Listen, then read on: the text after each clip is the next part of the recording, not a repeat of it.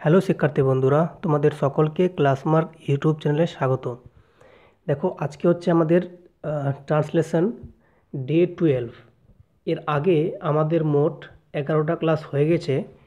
সেগুলো তোমরা যদি না দেখে থাকো তবে কিন্তু অবশ্যই আমাদের চ্যানেলের যে প্লেলিস্ট সেখানে কিন্তু পেয়ে যাবে।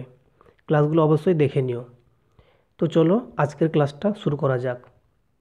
তো দেখতেই পাচ্ছ এখানে আমাদের ক্লাসে একটা সুন্দর প্যাসেজ দেওয়া আছে নেতাজিকে নিয়ে।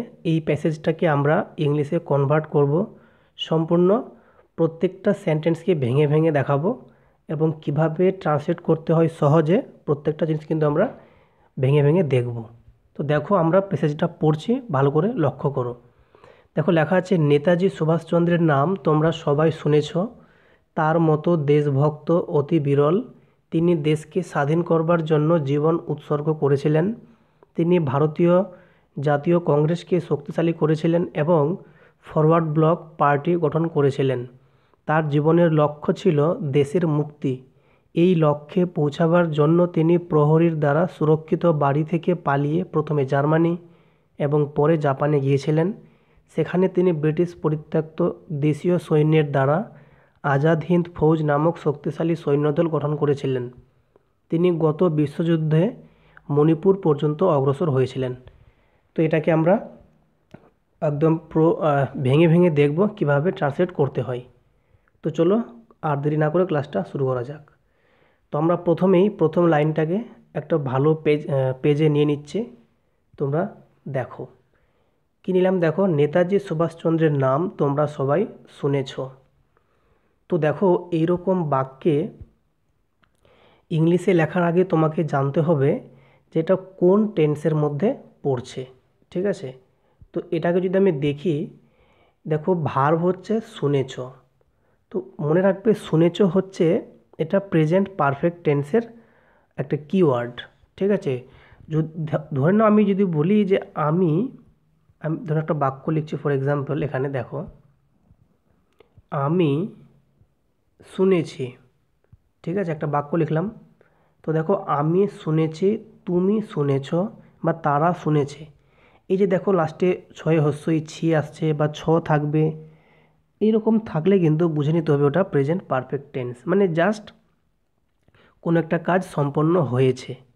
ঠিক আছে? বা কোনো একটা কাজ ঘটেছে, তো সেটা হয়ে যাবে প্রেজেন্ট পারফেক্ট টেন্স। আর তোমরা জানো যে প্রেজেন্ট পারফেক্ট টেন্সের যে স্ট্রাকচার, সেখানে কিন্তু আমরা জানি প্রথমে সাবজেক্ট বসে। আচ্ছা, কালিটা ভালো ফুটছে না মনে হচ্ছে। আচ্ছা, প্রথমে সাবজেক্ট বসে। ঠিক আছে? তারপরে কি বসে? হ্যাভ অথবা হ্যাজ বসে এবং তারপরে বসে ভার্বের থার্ড ফর্ম। এটা তোমরা জানো টেন্সের মাধ্যমে। তো এই টেন্সটা এখানে আমরা অ্যাপ্লাই করব। তো দেখো, তাহলে প্রথমে আমাকে সাবজেক্ট খুঁজতে হবে। তাহলে সাবজেক্ট কোনটা বলো তো? এখানে হচ্ছে তোমরা। ঠিক আছে?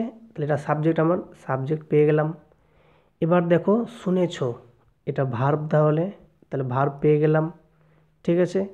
দেখো, নেতাজি সুভাষচন্দ্রের নাম, এটা হয়ে গেল অবজেক্ট। আর তোমরা জানো প্রথমে সাবজেক্ট, তারপরে ভার্ব, তারপর অবজেক্ট লিখতে হয়। তাহলে দেখো, তোমরা সবাই, এটা হচ্ছে সাবজেক্ট। তো দেখো আমি কী লিখলাম, তাহলে তোমরা আছে, তাহলে কী লিখবো? ইউ। ঠিক আছে? তাহলে ইউ লিখলাম। এবার দেখো, এখানে যেহেতু ভার্বটা বসাবো আমরা, তো দেখো সবাই এর জন্য আমরা বলবো অল। তো অল কথাটা লিখবো কোথায়? মেন ভার্বের আগে। ঠিক আছে? আর এখানে যেহেতু তোমরা জানো যে এটা প্রেজেন্ট পারফেক্ট টেন্সে হ্যাভেজ থাকবে, তো তোমরা জানো ইউ এর পরে কি হ্যাভ বসে। ঠিক আছে? তো হ্যাভ দিলাম। তারপরে কি বসে বলো তো? এই যে দেখছো শুনেছ, ইংরেজি হার্ড, এইচ ই এ আর ডি। ঠিক আছে? হেয়ার থেকে হার্ড করলাম, ভার্বের থার্ড ফর্ম যেহেতু। আর এখানে এই সবাইয়ের জন্য আমরা অল কথাটা এখানে লিখব। কেন? বাক্যের সৌন্দর্য বৃদ্ধি করার জন্য। তুমি যদি এই অলটাকে এখানে দিতে তবুও কিন্তু হতো, যে ইউ অল হ্যাভ হার্ড, তবুও হতো। কিন্তু আমি এখানে দিচ্ছি কেন? বাক্যের সৌন্দর্য বৃদ্ধি পাচ্ছে। You have all heard. Clear? তাহলে তোমরা সবাই শুনেছ, এতটা হয়ে গেল কমপ্লিট। দেখো, নেতাজি সুভাষচন্দ্রের নাম, তাহলে আমরা বলতে পারি the name of Netaji Subhas Chandra, এই কথাটা লিখতে পারি। তাহলে দেখো, দ্য নেম অফ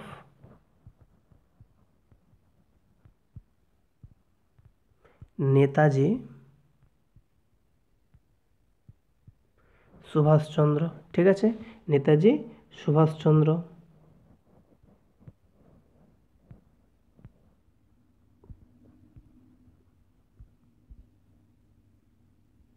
ক্লিয়ার? এই হচ্ছে আমাদের সেন্টেন্স। তাহলে বাক্যটা কী হয়ে গেল? You have all heard the name of Netaji Subhas Chandra. তাহলে আশা করি বুঝতে পেরেছো সাবজেক্ট, ভার্ব, অবজেক্ট এবং কোন টেন্স সেটাও কিন্তু বলে দিয়েছি। এটা হচ্ছে আমাদের প্রেজেন্ট পারফেক্ট টেন্স। ওকে, আশা করি বুঝতে পেরেছো। তো চলো নেক্সট বাক্য দেখে নেওয়া যাক। দেখো বলেছে তার মতো দেশভক্ত অতি বিরল। ঠিক আছে, তো এই বাক্যটাকে লিখতে গেলে দেখো এই যে বলছে তার মতো দেশভক্ত, তাহলে দেখো দেশভক্ত তার মতো, তাহলে দেখো দেশভক্ত কি বলবো কথাটা? দেশভক্তকে বলবো প্যাট্রিয়ট। ঠিক আছে, তাহলে বলতে পারি এ প্যাট্রিয়ট মানে দেশভক্ত। দেখো তার মতো, তোমরা জানো মতোকে বলবো লাইক, আর তার মানে হিম, তাহলে লাইক হিম বলবো। ঠিক আছে, তাই কি হলো দেখো এ প্যাট্রিয়ট লাইক হিম মানে তার মতো দেশভক্ত। এতটা ক্লিয়ার? দেখো এখানে অতি বিরল মানে কেন হয় কথাটা আছে। ঠিক আছে, তার মতো দেশভক্ত হয় অতি বিরল, তাহলে হয়কে কি বলবো? তাহলে আমরা হয় কি বলবো? ইজ। দেখো অতি বিরল, অতি মানে কি বলবো বলো তো? ভেরি মানে খুব, আর যেটা হচ্ছে বিরল সেটা হচ্ছে রেয়ার, তাহলে বলতে পারি ভেরি রেয়ার।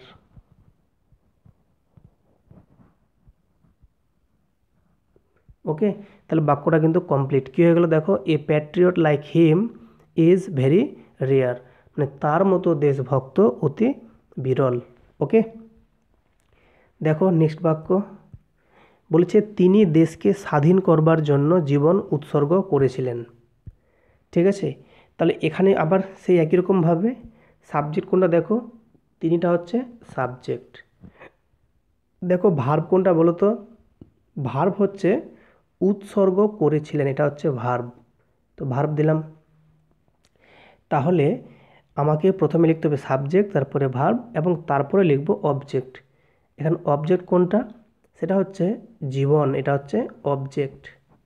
দেখো বলছে দেশকে স্বাধীন করবার জন্য, মানে এই যে দেশকে স্বাধীন করবার জন্য এটাকে আমরা বলি, দেখো এই স্বাধীন করা মানে দেশকে স্বাধীন করা, এটা হচ্ছে এক্সটেনশন। তো এটাকে আমরা এখানে মানে ব্যবহার করব টু ইনফিনিটিভ। ঠিক আছে, কিভাবে দেখো দেখলেই বুঝতে পারবে। তো আগে প্রথমে এটা কাজ করে নিই, সাবজেক্টের কাজ, ভার্বের কাজ এবং অবজেক্টের কাজটা আগে করে নিই। তাহলে সাবজেক্ট কী লিখবো? তিনি মানে হি লিখবো, তাহলে নিশ্চয়ই হি দিলাম। দেখো এবার ভার্ব দেবো উৎসর্গ করেছিলেন। দেখো করেছিলেন মানে কি পাস্টে, এটা হচ্ছে সিম্পল পাস্ট বা প্রেজেন্ট ইনডেফিনিট টেন্স। তো দেখো উৎসর্গ করাকে ইংরেজিতে বলে ডেডিকেট, আর যেহেতু পাস্টে বলছি তাহলে ভার্বের সেকেন্ড ফর্ম নেব ডেডিকেটেড। ঠিক আছে, তাহলে লিখছি দেখো ডেডিকেটেড।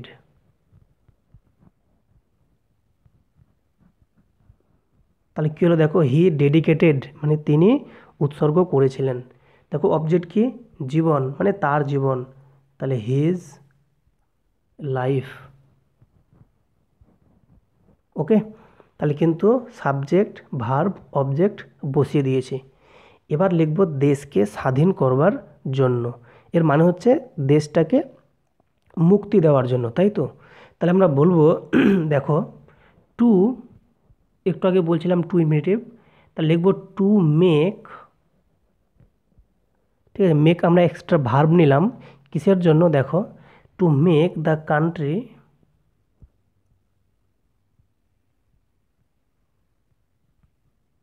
ফ্রি। ফ্রি মানে হচ্ছে এখানে মুক্তি দেওয়া।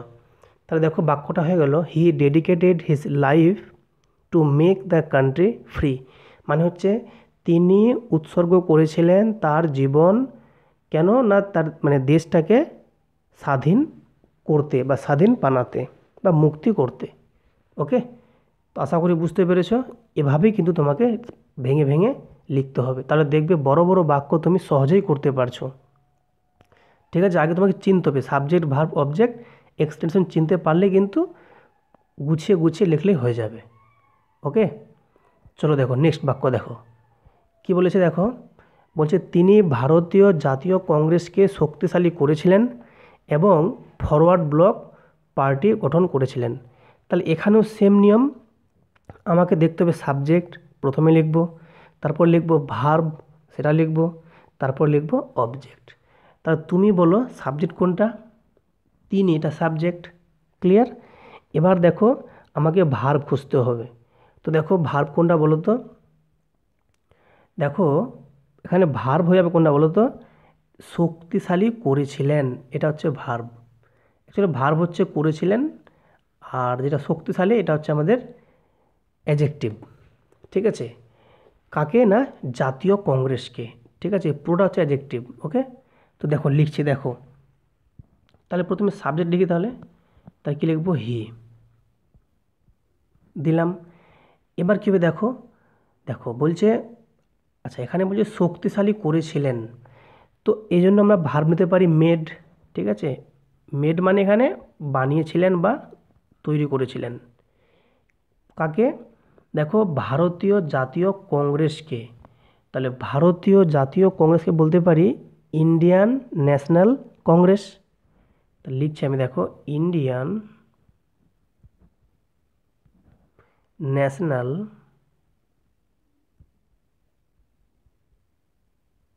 কংগ্রেস। দেখো তাহলে তিনি কি দেখো করেছিলেন ভারতীয় জাতীয় কংগ্রেসকে শক্তিশালী। এই শক্তিশালী কথাটাকে এখন লিখব স্ট্রং। ওকে, তাহলে বাক্যটা এমন হয়ে গেল যে তিনি ভারতীয় জাতীয় কংগ্রেসকে শক্তিশালী করেছিলেন। লাইনটা লিখতে হবে এভাবে, he made Indian National Congress strong. Okay, দেখো এবার লেখা আছে এবং, তার কী লিখবো? অ্যান্ড। দেখো বলছে ফরওয়ার্ড ব্লক পার্টি গঠন করেছিলেন। তাহলে এবার আবার তাহলে এখানে যেহেতু বলছে গঠন করা, তাহলে কী বলবো বলো তো? গঠন করাকে ইংলিশে বলে ফর্ম, আর যেহেতু পাস্টে লিখছি তাহলে কোথায় লিখবো? ফর্মড। ওকে, তাহলে অ্যান্ড ফর্মড কী বলো তো? দেখো লেখা আছে ফরওয়ার্ড ব্লক পার্টি, তাহলে তাই লিখবো দ্য ফরওয়ার্ড ব্লক পার্টি।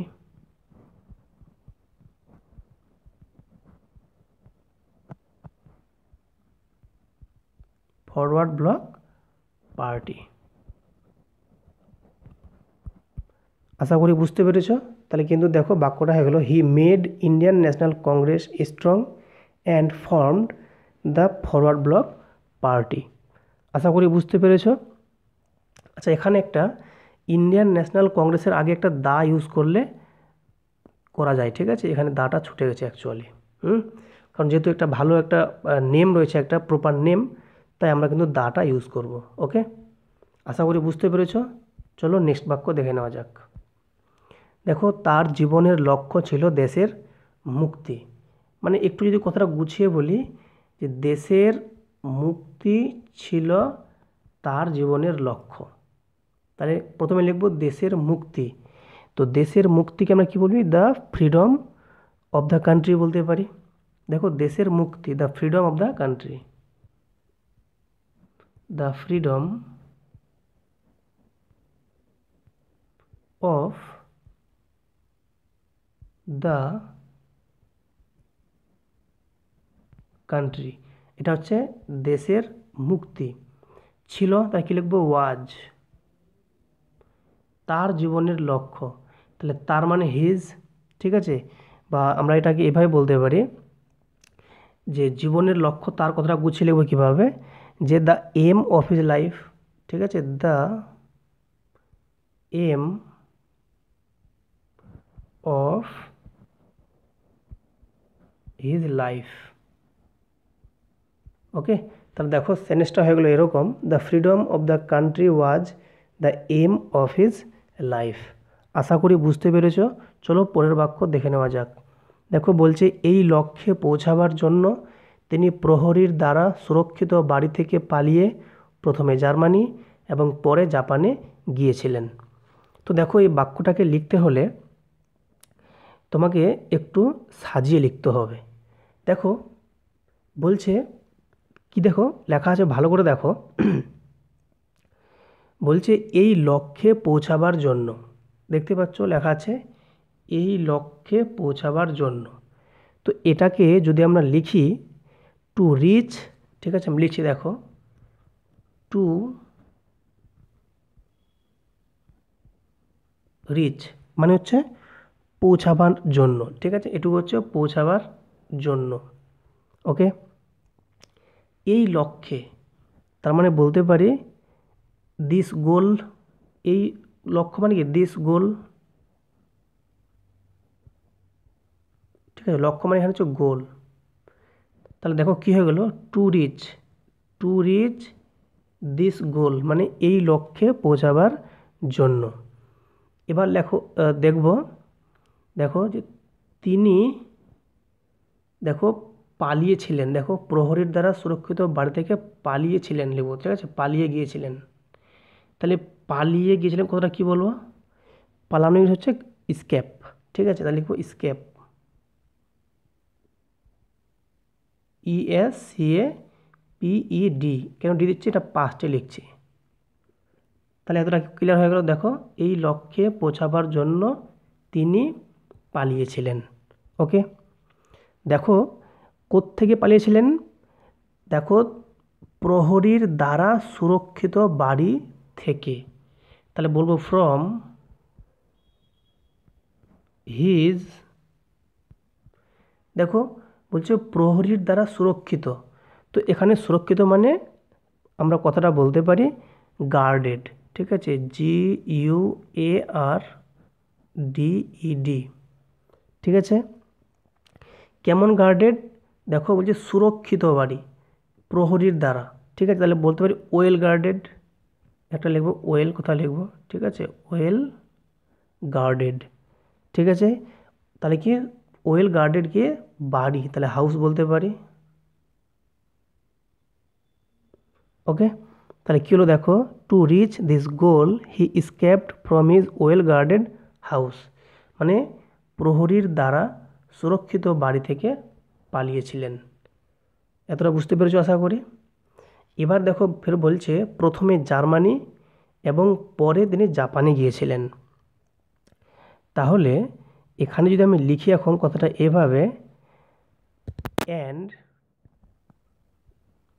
দেখো প্রথমে জার্মানি, তাহলে বলতে পারি ফার্স্ট, মানে প্রথমে তাহলে কি বলবো ফার্স্ট,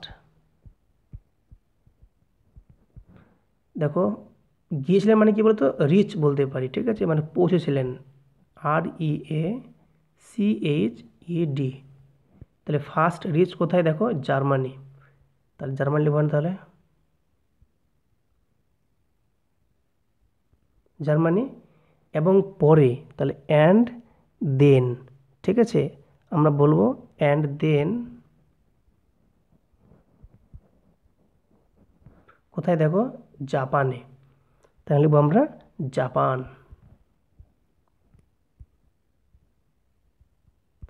ওকে, আশা করি বুঝতে পেরেছো। দেখো তাহলে আমাদের কিন্তু পুরোটা সেন্টেন্স কমপ্লিট। তাহলে কী হলো সেন্টেন্সটা দেখো ভালো করে একটু লক্ষ্য করো। দেখো বললাম টু রিচ দিস গোল, আচ্ছা এখানে একটা হি ছুটে গেছিলো, ঠিক আছে, এই হিটা এখানে লিখে নিয়ে দেখো, to reach this goal he escaped from his well guarded house and first reached Germany and then Japan. তোমাদের যদি অন্যরকম মনে হয় তোমরা কিন্তু অবশ্যই কমেন্টে আনসার লিখতে পারো। ওকে, চলো দেখো নেক্সট বাক্য। দেখো বলেছে সেখানে তিনি ব্রিটিশ পরিত্যক্ত দেশীয় সৈন্যের দ্বারা আজাদ হিন্দ ফৌজ নামক শক্তিশালী দেখো সৈন্যদল গঠন করেছিলেন, ঠিক আছে। তো দেখো এখানেও কিন্তু আমাকে সেই একই রকমভাবে প্রথমে সাবজেক্ট, তারপরে ভার্ব, ঠিক আছে, এভাবে আমাকে লিখতে হবে। তো দেখতেই পাচ্ছ এখানে সাবজেক্ট হচ্ছে আমাদের, দেখো তিনিটা হচ্ছে সাবজেক্ট। ওকে, দেখো ভার্ব কোনটা, দেখো এখানে ভার্ব হচ্ছে গঠন করেছিলেন, এটা হচ্ছে ভার্ব, ঠিক আছে। তাহলে প্রথমে এই দুটো লিখি, তাহলে আমরা কী লিখবো কথাটা, দেখো তাহলে তিনি হচ্ছে হি, এবং যেটা হচ্ছে গঠন করেছিলেন অর্গানাইজড, ঠিক আছে, বা ফর্মড। দেখো তাহলে হি অর্গানাইজড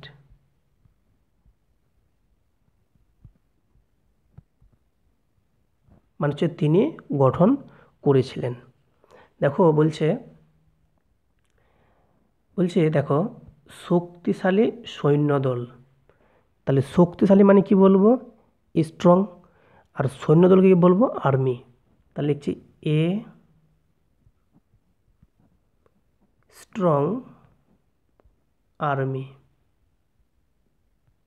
ক্লিয়ার? তাহলে এতটা কমপ্লিট তাহলে। আচ্ছা, নেক্সট দেখো,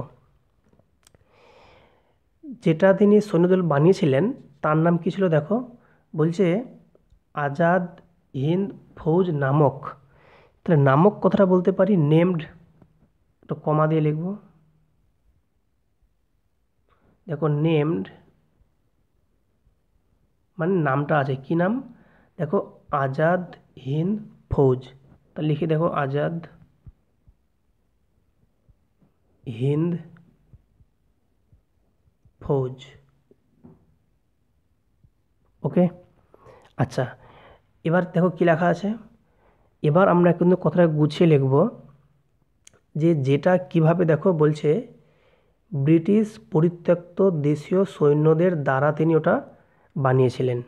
মানে বলতে পারি যে এই আজাদ হিন্দ ফৌজটা যেটা ওর মানে বানানো হয়েছিল কাদের? না, ইন্ডিয়ান সোলজার্সদের বা দেশীয় সৈন্যদের নিয়ে, যারা কি না ব্রিটিশদের দ্বারা পরিত্যক্ত। কথাটা আমরা এভাবে গুছিয়ে লিখব। তার প্রথমে লিখব যেটা ছিল ইন্ডিয়ান সোলজারদের দ্বারা তৈরি। ওকে, তাহলে বলতে পারি হুইচ ওয়াজ, ঠিক আছে, হুইচ ওয়াজ কম্পোজড মানে যেটা, দেখো যেটা তৈরি ছিল কাদের নিয়ে? দেখো বলছে দেশীয় সৈন্যদের। তাহলে বলতে পারি অফ, দেখো দেশীয় মানে এখানে বলছে ইন্ডিয়ান সোলজার্স, ঠিক আছে, অফ দ্য ইন্ডিয়ান সোলজার্স। ওকে, তার মানে যেটা ছিল দেশীয় সৈন্যদের দ্বারা তৈরি। ওকে, আচ্ছা, কীরকম সৈন্য? দেখো বলছে ব্রিটিশ পরিত্যক্ত সৈন্য, মানে যেগুলো সৈন্য ব্রিটিশ দ্বারা পরিত্যক্ত। পরিত্যক্ত মানে যাদেরকে ছেড়ে দেওয়া হয়েছে, ঠিক আছে।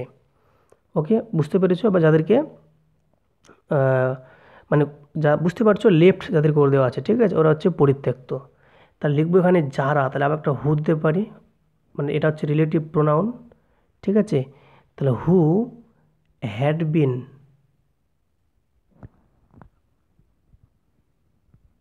লেফট মানে যাদেরকে ছেড়ে দেওয়া হয়েছে, ঠিক আছে, লেফট করে দেওয়া হয়েছে মানে বাদ দিয়ে দেওয়া হয়েছে, ঠিক আছে। লেফট বিহাইন্ড কথাটা বলবো, ঠিক আছে, লেফট বিহাইন্ড। ওকে, লেফট বিহাইন্ড। দেখো বলছে ব্রিটিশ দ্বারা, তাহলে বাই, কি বলতে পারি কথাটা? By the British.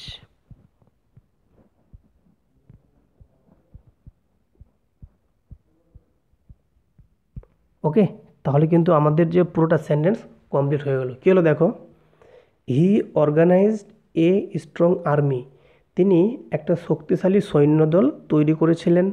Named Azad Hind ফৌজ, যেটার নাম ছিল Azad Hind Fauj. Which was composed of the Indian soldiers, যেটা ছিল ভারতীয় সৈন্যদের দ্বারা তৈরি, ঠিক আছে। কেমন ভারতীয় সৈন্য? না, who had been left behind by the British, যে সমস্ত সৈন্যগুলো ব্রিটিশদের দ্বারা পরিত্যক্ত, ঠিক আছে। আমরা কিন্তু এইভাবে ভেঙে ভেঙে লিখব, ঠিক আছে। আশা করি বুঝতে পেরেছো। চলো নেক্সট বাক্য দেখে নেওয়া যাক। দেখো বলছে তিনি গত বিশ্বযুদ্ধে মণিপুর পর্যন্ত অগ্রসর হয়েছিলেন। তাহলে এখানেও কিন্তু আবার সেম, আমাকে প্রথমে সাবজেক্ট কোনটা? তিনি। ভার্ব কোনটা? দেখো অগ্রসর হয়েছিলেন। তাহলে এটি লিখে আগে দেখো, তাহলে লিখবো হি। দেখো অগ্রসর হওয়া মানে হচ্ছে এখানে লিখবো অ্যাডভান্সড।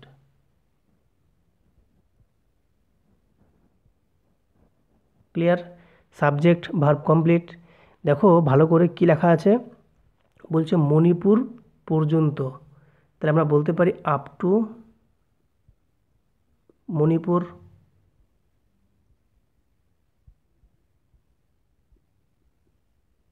ক্লিয়ার? দেখো কি লেখা আছে, গত বিশ্বযুদ্ধে। ঠিক আছে, তাহলে আমি বলতে পারি ডিউরিং। ঠিক আছে, ডিউরিং,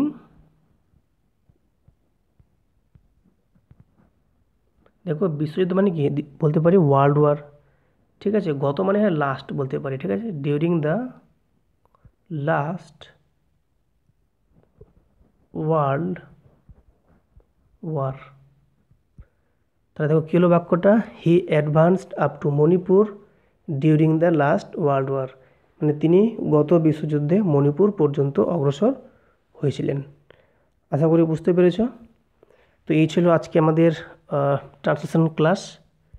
তোমাদের ক্লাসটা কেমন লাগলো তোমরা কিন্তু অবশ্যই কিন্তু লাইক করে কমেন্টের মাধ্যমে জানাবে, এবং যদি আমাদের ক্লাসটা ভালো লাগে তবে অবশ্যই কিন্তু ক্লাসটা সাবস্ক্রাইব করে এবং শেয়ার করবে বন্ধুদের মাঝে। ওকে, তো যদি আমাদের চ্যানেলে নতুন দর্শক হও তাহলে কিন্তু অবশ্যই সাবস্ক্রাইব করে দিও এবং পাশে থাকা বেল আইকন অবশ্যই প্রেস করে দিও, যাতে সবার আগে নোটিফিকেশান পেয়ে যাও। তো সকলকে ধন্যবাদ ভিডিওটি দেখার জন্য।